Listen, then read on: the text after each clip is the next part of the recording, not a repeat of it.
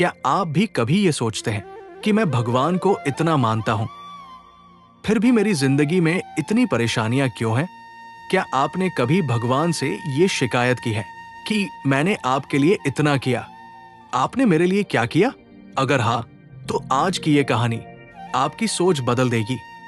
नमस्कार दोस्तों, आप देख रहे हैं धर्मपथ, जहां हम बात करते हैं जीवन की सच्चाई, भगवान की शक्ति और आत्मा की शांति की।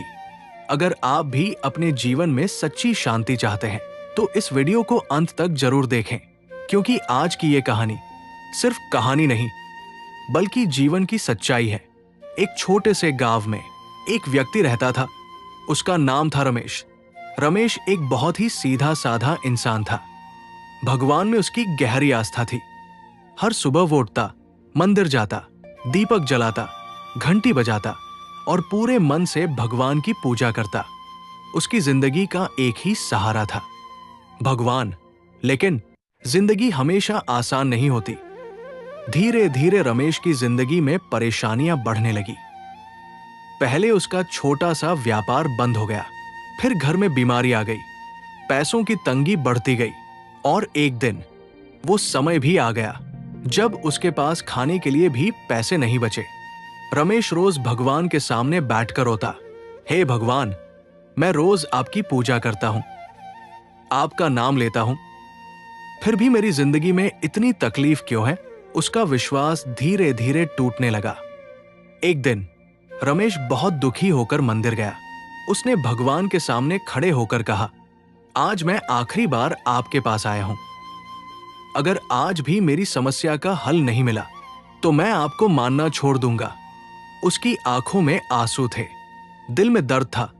उसी समय मंदिर में एक संत आए। रमेश उनके पास जाकर बैठ गया। संत ने शांत स्वर में पूछा, क्या हुआ बेटा, इतने दुखी क्यों हो?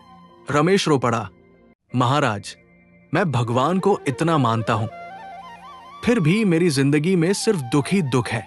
क्या भगवान मेरी सुनते नहीं? संत मुस्कुराए और बोले, तुम भगवान को मानते हो या भगवान से सौदा करते हो? रमेश चौंक गया। सौदा मतलब?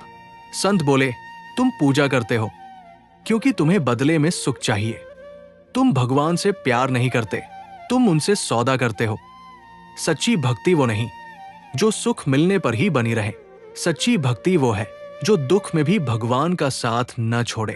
अगर भगवान तुम्हें कठिनाई दे रहे हैं तो वो तुम्हें तोड़ नहीं रहे बल्कि मजबूत बना रहे हैं। सोने को भी आग में तपाया जाता है, तभी वो शुद्ध बनता है।